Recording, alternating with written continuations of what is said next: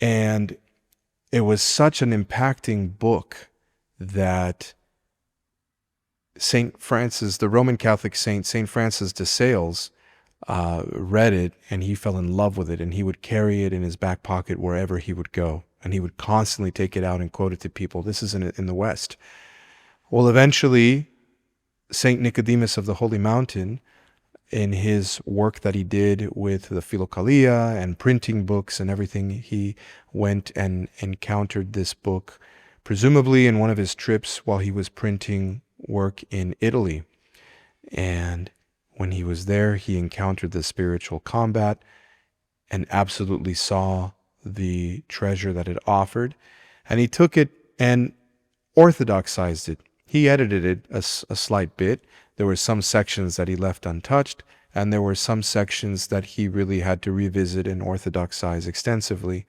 And eventually, once he finished his work on this, he printed it and offered it to the Orthodox people and made it clear that it was not his original work, that he had edited the text, but that it was from a different author.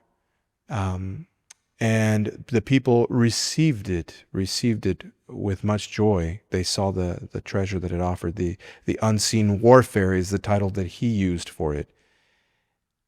Down the road, later on, Saint Theophan the Recluse, the Russian saint, took Saint Nicodemus's work and further redacted it and expanded upon it.